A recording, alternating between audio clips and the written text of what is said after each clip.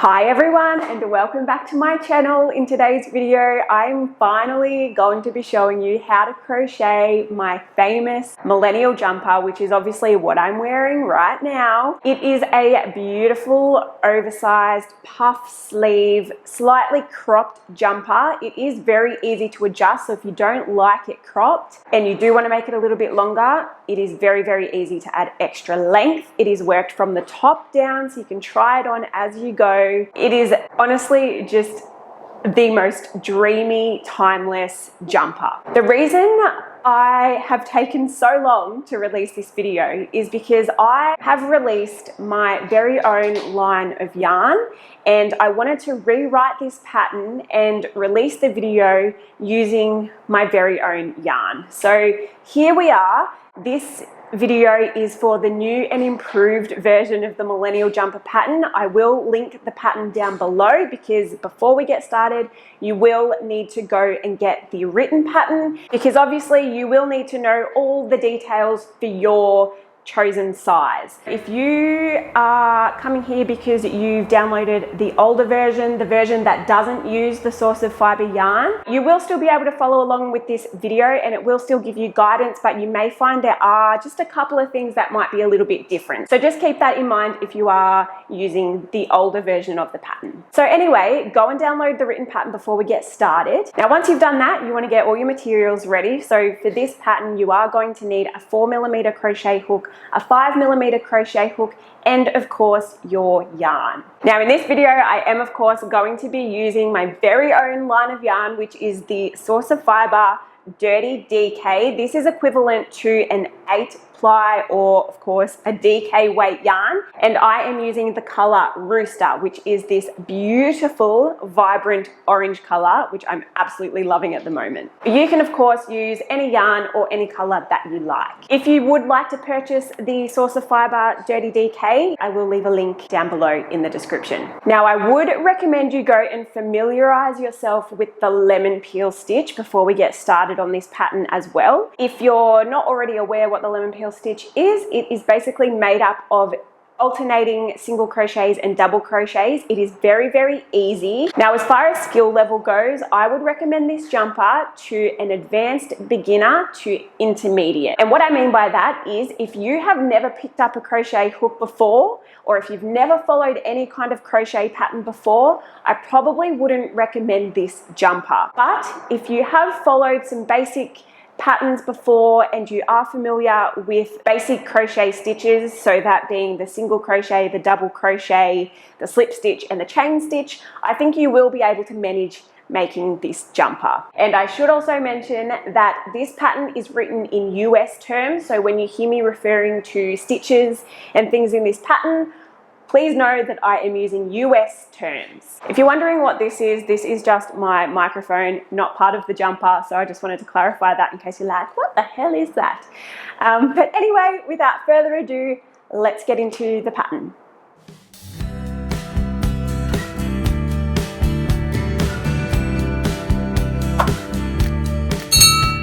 Okay, so to get started, we're going to take our yarn, of course, and our 5mm hook. Now, because this is a raglan style jumper and it's worked from the top down, we're going to be starting at the neck section. I am going to be chaining 31 stitches, and this step is the same for all sizes. So don't worry if you're making a different size to me. The neck height is going to be the same for all sizes. Okay, so we'll do this step together. So just starting with a slip knot, of course, popping that onto your hook, and now we are going to chain 31 stitches. Okay, so here I am with my 31 stitches for my foundation chain. Now what we want to do is complete our first row. So we're going to skip that very first chain and we're going to insert our hook into that second chain. So just like that. And now we're going to complete a single crochet. And we're now just going to complete one single crochet in every stitch all the way across. I have just completed my first single crochet row, so now what I'm going to do is chain one and turn my work. And now we're going to be working in the back loop only. So our turning chain does not count as a stitch, so we are going to be crocheting into that very first stitch there. But like I said, we're just going to be going through the back loop. So inserting your hook through that back loop and completing a single crochet. And we're just going to repeat that all the way across, working through the back loop only and completing one single crochet in every stitch. Now the reason why we're working in the back loop only is because that's what's going to give us that beautiful ribbed effect. I've just completed my last single crochet through the back loop only of this row, so now I'm going to chain one once again and turn my work. And now we're just going to repeat that exact same row for as many rows as required as per the pattern and the size that you are making. So go back to the written pattern now, find out how many rows in total you need to complete for your neck. And then once you've done that, come back here. But all you're going to be doing from this point on is just continuing working in rows and completing one single crochet through the back loop only. Here I am at the end of my next section. I have completed all of my rows. Now what I'm going to do is chain one, and we are going to fold our work in half, just like that, with the short edges together. Now what we're going to do is join along these edges here, just using slip stitches, so nice and easy. So if we turn our work around, so it's facing this way, and we are going to go through that very first stitch, and then we are going through that first stitch on our foundation edge, just like that. And then we are just slip stitching to join. So just repeating that all the way along until you get to the end. Once you have joined your short edges together, you should be left with something that looks a little bit like this. Now what we're going to be doing is chaining one, and we're going to begin on the yoke section. So we don't want to cut our yarn, so leave your yarn attached. We're going to continue working with this. And now what we're going to be doing is working into the ends of the rows of our neck. So this part will be different for every size, so please check the written pattern for the correct stitch counts. But now I am going to start on the first section of the yoke.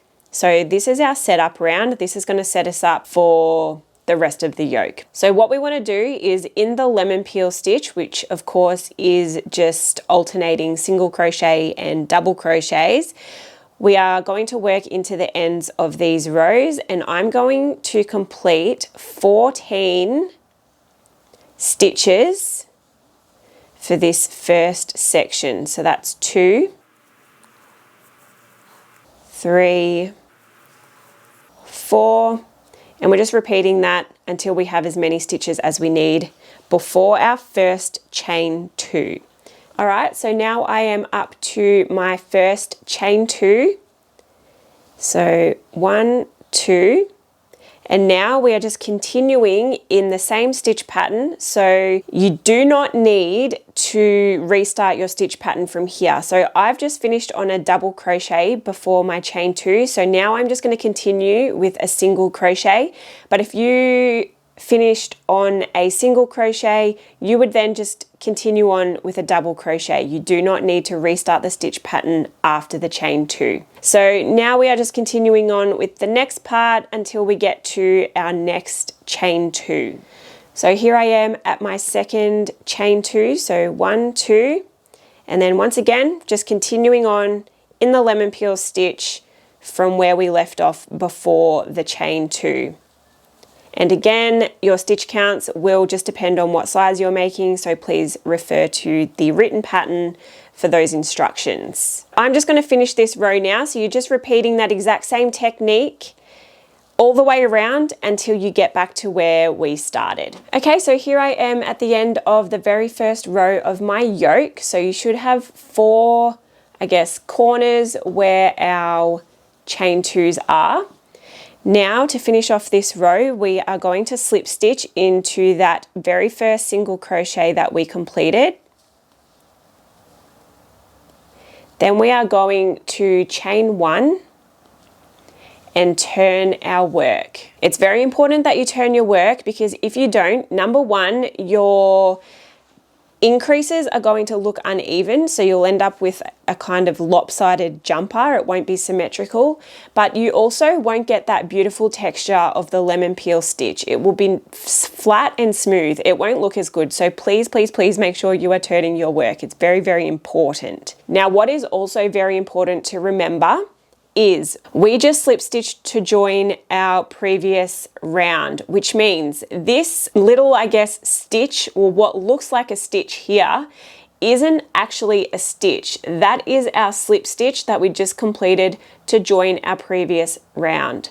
So we do not want to crochet into that stitch, because you're going to end up increasing and your jumper is going to be completely thrown off, and you'll end up with like a point in the middle of your back. And we don't want that. We want it to end up being a nice, beautiful square yoke, or I should say rectangle actually. We want a rectangle yoke. Now we are ready to begin on the main section of our yoke. So we're going to be continuing in the lemon peel stitch, of course, and our first stitch will be a single crochet, which we will be completing into this double crochet here. So this is the last double crochet we completed from our previous round. So our first stitch is going to go into that double crochet. So we are single crocheting into that first stitch.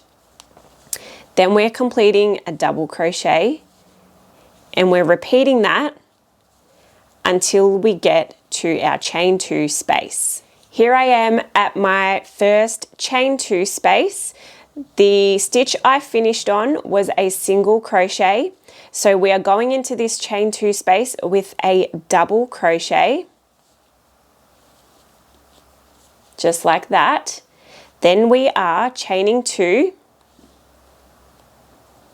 Then we're completing a single crochet into that same chain 2 space, just like that.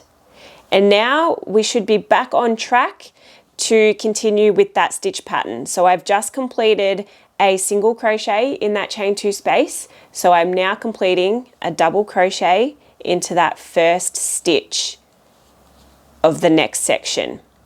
And this is going to create our increases. So these stitches here are what's making our yoke get bigger as we keep repeating the rounds, okay?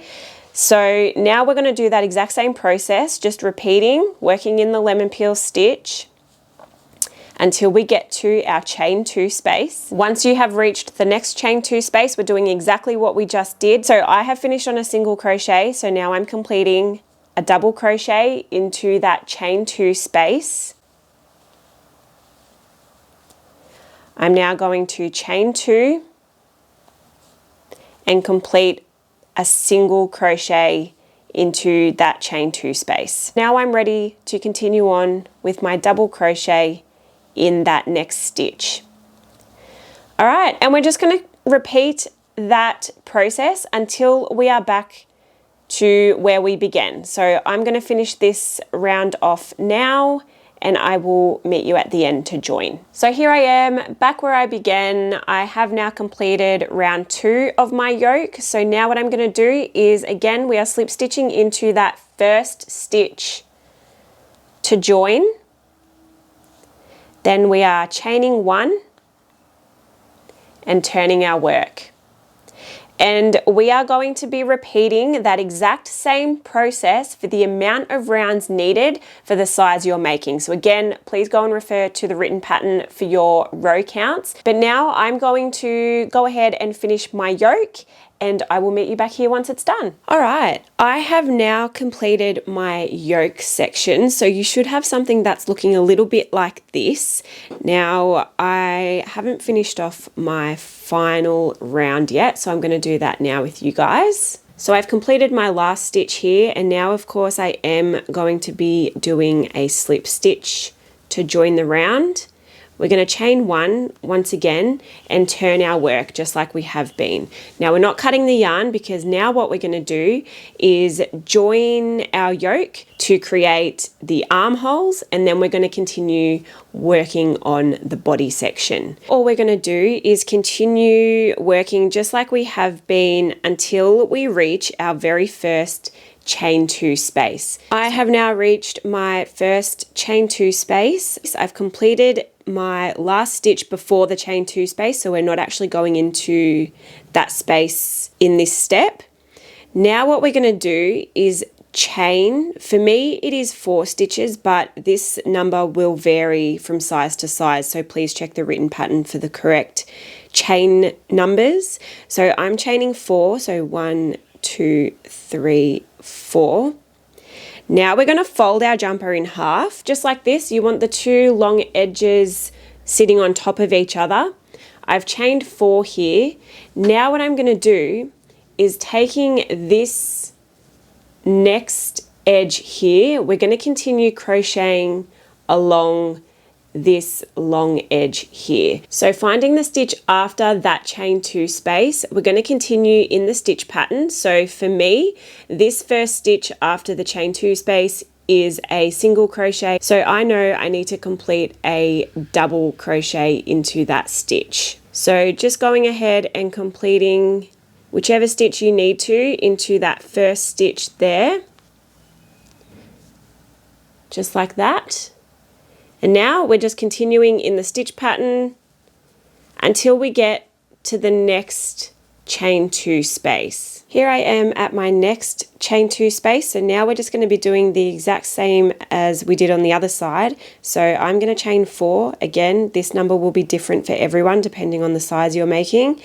Then we are again folding our yoke in half, and we're going to continue working along the opposite long edge in the stitch pattern. So again, finding the stitch after that chain 2 space there, going in with whichever stitch you need to stay in the stitch pattern, and then just continuing on until you reach the end of the round. I'm now back here where we started our round. So as usual, we are just going to slip stitch into that first stitch to join, chain 1, and turn our work. Now you'll see if you lay your jumper out that we now have these armholes. So eventually this is where our sleeves will be, but for now we're going to be working the body section. So we're just going to be working around and around and around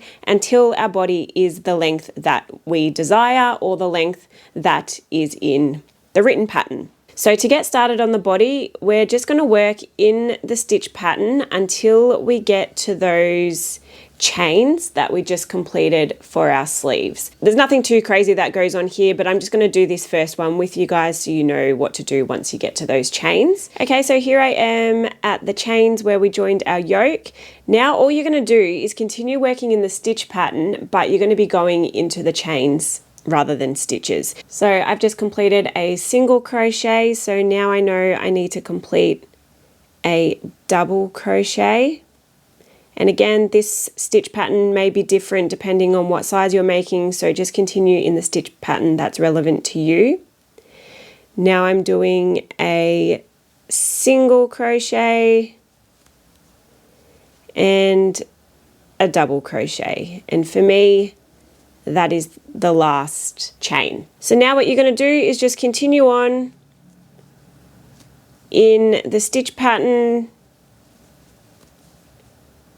and we will be working in rounds until we have reached either the amount of rounds required in the pattern, or if you wanted to make it longer or shorter, you could just keep going until you have achieved your desired length. Remembering that we will still be adding on a waistband, so you want to leave space for that as well. So you're going to continue working in the stitch pattern all the way along. You will then, of course, get to your second set of chains. The process is exactly the same. You just continue working into those chains in your stitch pattern, and then you'll get around here to where we started.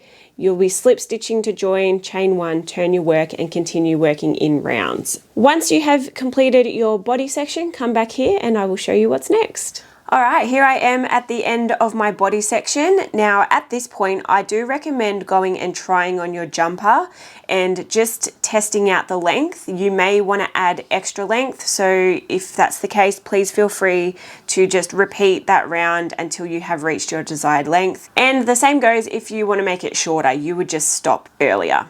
But I am happy with my length and I have completed the amount of rounds suggested in the pattern. So now I'm just going to finish off this last round by slip stitching into that first stitch of the round. And now I am going to cut my yarn and fasten it off. And you should now have something that looks a little bit like this. Sorry, I can't fit the whole thing in frame, but I'm sure you guys get the idea of what it's looking like. Now, at this point, I would suggest going in and sewing in any ends. And then we are going to start working on the waistband, which is going around the bottom here. Now the waistband is worked pretty much the exact same way as we worked the neck. The only difference is going to be our stitch count. Obviously it's going to be a lot shorter, and our hook size. So I'm going down a hook size, so I'm now using a 4mm hook because we want the waistband to be nice and tight. It's going to give us that beautiful cinched in waist and give the jumper that nice puffy oversized look. So all we're going to do is start off with a slip knot, and we are now going to chain 16. If you wanted to make your waistband thinner, you would simply just start off with less chains. If you wanted to make it thicker, you would do more chains. Once you've got your foundation chain, we are then going to complete 1 single crochet in every stitch, but we're going to be skipping that very first chain stitch, just like we did for the neck. So skipping that first stitch, finding that second chain from our hook, completing a single crochet, and we are just going in to every chain with 1 single crochet. Once you've finished your first row, we're just going to chain 1, turn our work, and we're now going to be working back along this way, but in the back loop only, just like we did for the neck. So going in through that back loop, completing a single crochet, and then just repeating that all the way across.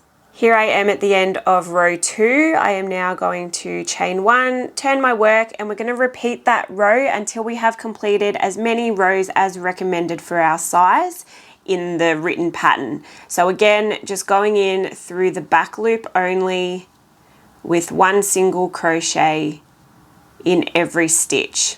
All right, so once you have finished your waistband, you should have something that looks a little bit like this, just a big long strip. So now all we're going to be doing is slip stitching across to join these 2 short edges together. So just through that first stitch, finding that next stitch, and just repeating that all the way along until you get to the end here. I've just completed my last slip stitch, so that is all joined now, as you can see, and we're just going to finish on a chain 1, and we are not going to cut our yarn, so you want to leave this working yarn attached because that's what we're going to use to join our waistband to our jumper. So now what you want to do is just put your waistband to the side just for now, and you're going to take your jumper and you want to have your jumper inside out. You now want to find that seam that we have at the back of our jumper. It won't be very noticeable, so if you're struggling to find it or figure out which side it's on, just look for where we started and finished our jumper. So that will be a dead giveaway of where our seams are. Now you want to take your waistband, and as you will notice, the waistband is significantly smaller than the jumper. This is normal. You haven't done anything wrong.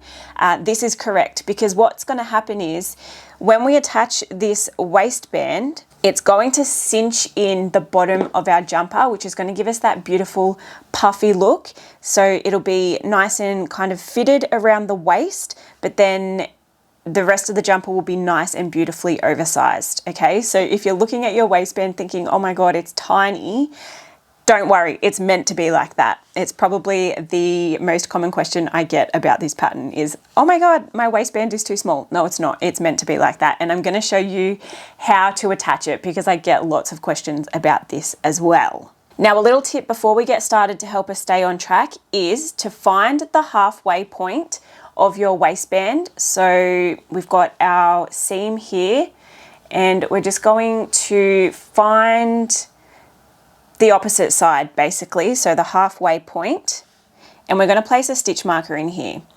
And once you've done that, you're now going to do the exact same thing on your jumper. So we're going to be starting at that center back seam, so you want to kind of find, and it doesn't have to be spot on or exact, but you want to find roughly that opposite side, marking the halfway point. And you're then going to place a stitch marker in there as well. And what this is going to do is show us where we should be up to once we've reached each stitch marker. So for instance, once I reach this stitch marker on my waistband, I know that I should also be up to this stitch marker on my jumper, which is going to help us attach the waistband nice and evenly. So we're now going to lift up this top layer of our jumper and we're going to place the waistband in line with that seam, just like that, with the seam on the waistband facing towards us. And all we're going to do now is slip stitch through both the waistband and the jumper to join them together. Now, because the waistband is significantly smaller than the jumper, what we're going to do to help even out the stitch counts is every, I want to say 2 to 4 stitches. So let's say every third stitch on the waistband, we're going to go into that twice. So this is what it's going to look like. So we're going to be working into the ends of our rows on the waistband. So just going into that first end and finding where that end is from where we finish the body of our jumper and going in with a slip stitch. Now we're going to do that again. So finding the next end on our waistband and finding the next stitch on our jumper and going in with a slip stitch. Now what we're going to do is go into that exact same stitch on the waistband that we just went into, but we're going to go into the next stitch on the jumper. And we're just going to repeat that all the way around. So going into the next row on the waistband, going into the next stitch on the jumper, and then again the next row on the waistband, the next stitch on the jumper, and then we're going to go into the same stitch on the waistband and the next stitch on the jumper. Now, like I said, I'm going into the same stitch on the waistband roughly every third time or every third stitch, but this could vary just depending on the size you're making. All right, so here I am back at the beginning. So I have joined my waistband all the way around. I found alternating between going into the same stitch every 2 to 3 stitches worked really well for me. Now we can cut our yarn, so we can fasten that end off. If you've got another end there, you might like to tie them together for a little bit of extra security. And now if we turn our jumper in the right way, you will be able to see the beautiful waistband that we've just joined. So it should look a little something like this. As you can see, the body is nice and beautiful and puffy and oversized, and the waistband just kind of cinches everything in. So now we're going to get started on the sleeves, and this is going to work exactly the same for both sleeves. So I'm just going to show you on one, and then you'll just repeat that exact same process for the second sleeve. Okay, so we're taking our 5mm hook now, and we're just going to start with a slip knot and popping that onto our hook. Before we get started on the arm, what we first want to make sure is that we're working in the right direction. So to avoid any inconsistencies in our stitch pattern, we want to make sure that we are working on the wrong side of our work. So we want to make sure that those stitches are facing away from us. If you turn it over, you will see that you can see those V stitches there. We don't want that. We don't want to be able to see those when we're working the first round of our sleeve. So we want to be working on the other side. Now, I just want to mention that the wrong side may not necessarily be on the inside of your jumper. It will just depend on what size you're making and what round you finished on for your yoke. So please don't just assume that you want to be working on the inside of your jumper. You literally just need to look at the last round that you completed for your yoke, which is this edge here. Now, before we get started on the sleeve, it is very important that you go and read the written pattern for this section, because the first round of the sleeve is going to be different for every single size. So please go and read the written pattern before we get started on this, and just refer to the video for, I guess, the general technique and guidance, but you will need to read the written pattern for this step. So once you've established which side you are going to be working on, you want to find the center of your underarm, which will be the center of those chain stitches we completed when we joined our yoke earlier on.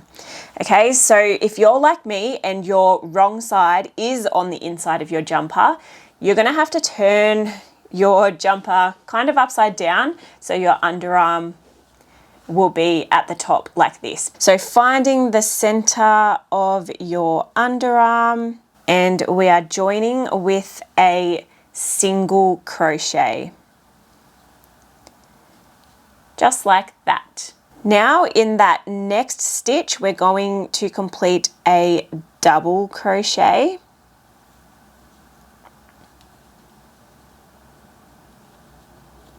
And then after that, if you've still got a chain stitch remaining, you are going to then complete another single crochet. Now what we're going to do is we're going to find that corner space. So it might be a little bit tricky to see, but if you kind of look at your yoke section, you'll be able to see those holes there, and they kind of mark out the corner space. So that's what we're going to do now, is find that corner space, which for me is here. And our next stitch is going into the stitch after that corner space. So for me, my corner space is there. So I'm going to be going into this stitch here. For me, I will be completing a double crochet, just like that. And now we can just continue on with our stitch pattern. This part here is a little bit tricky as well, because in some cases you may find that you are actually completing a single crochet into a single crochet and a double crochet into a double crochet. Go and read through the written pattern, because I do give you some tips on how to move forward if that is the case. Once you've completed that stitch after the corner space, we can now just continue in the lemon peel stitch as we have been throughout the majority of this pattern, and you will just continue that until we get all the way around to this other corner space. So I've just completed the stitch before that next corner space. Now what we're going to do is go back down into these chain stitches. Again, the amount of chain stitches that you have remaining down here will vary depending on the size that you're making, but I've only got one stitch remaining down here, so I'm just going to complete my last double crochet. And now all I'm going to do is slip stitch into that very first single crochet that I completed, chain one, and I'm now going to turn my work, and I'm going to be working back in this direction. So the sleeve is just going to work exactly the same as how we worked the body, just on a smaller scale. So I've turned my work, and now my first stitch will be a single crochet followed by a double crochet, and I'm just going to repeat that all the way around until I get back here, and then you will just repeat that round for as many rows as indicated in the written pattern for your size, or until you reach your desired sleeve length, keeping in mind that we do need to leave some space at the end for our wrist cuff. Okay, so I have completed my entire sleeve now, and I've just finished my last round. So now I am going to just remove the stitch marker, and I'm going to slip stitch into that first stitch of the round just to join, and then we can cut our yarn and fasten that off. And now what you will do is go and repeat that exact same process for the other sleeve. But before you do that, I'm just going to show you how to create the sleeve cuff. So then you can go ahead and finish off your entire next sleeve. All right, so to start off your wrist cuff, you are going to take your 4mm hook and of course your yarn. We're going to start off with a slip knot, popping that onto our hook, and then we're going to chain 16, and this is the same for every single size, so it doesn't matter what size you're making, you will still chain 16 stitches. Once you've chained your 16 stitches, we are going to single crochet in the second stitch from our hook, so skipping that very first chain, and we're going into that second chain from our hook with a single crochet. And we're then just completing one single crochet in every chain all the way across. Once you've single crocheted all the way across, you're then going to chain one and turn your work. And we're now going to be working into the back loop only. So you may have noticed this is going to be worked exactly the same way as we worked the neck at the very beginning of the pattern. So going into that first stitch through the back loop, and completing a single crochet, and just repeating that all the way across. All right, once you finish that row of single crochets in the back loop only, you're then going to chain one, turn your work, and we're going to repeat the exact same thing for as many rows as needed. This is the part that will be different for each size, so go and check out the written pattern to get your row counts, and I will meet you back here once our wrist cuff is complete, and I'll show you how to join it to your sleeve. All right, so I've just finished my last stitch of the last row of my wrist cuff. So you should have something that looks a little bit like this, very, very similar to the waistband, just smaller. Now we are going to chain one, and just like we did with the waistband, we're going to fold our work in half, short edges together, and we're now going to slip stitch through both layers to join. So exactly the same as we did for our waistband. All right, so once you've joined your edges together, you should have something that looks like this. You'll see you've got this seam running down here. What we want to do now is turn this cuff right side out, so you'll no longer be able to see the seam. And you want to leave your yarn attached. Do not cut it, because we are now going to use this same working yarn to join the cuff to our sleeve. So take your jumper, and we're going to turn it inside out. You now want to take your wrist cuff and place it inside your sleeve. So just somewhere like that. And we're now going to slip stitch all the way around to join our cuff to our sleeve. Now you will notice that, of course, the cuff is a lot smaller than the sleeve. You probably will have to do a little bit of maths here, I'm sorry. So for example, for my size, my sleeve stitch count is 60, and I completed 33 rows of the cuff. So that's roughly going to work out that I will need to go into every stitch or the end of every row on my cuff twice to even out the stitch count. It doesn't matter if your maths are not 100% correct, like mine aren't, because 33 is obviously not half of 60, but you know, it's close enough. To make your life easier, I would recommend using a stitch marker or two. So you could either just do what I'm doing and connect it with a slip stitch first up, and then just add in one stitch marker to mark the halfway point on the sleeve, and then finding that halfway point on the cuff. And just like with the waistband, this is going to show us where we should be up to on the cuff and the sleeve by the time we get to the stitch marker, and just help us stay on track. Okay, so here we go. We're going to go into the same stitch on the cuff twice. So I'll do this first one with you just to show you guys. So finding that first row on the cuff, finding that next stitch on the sleeve, completing a slip stitch.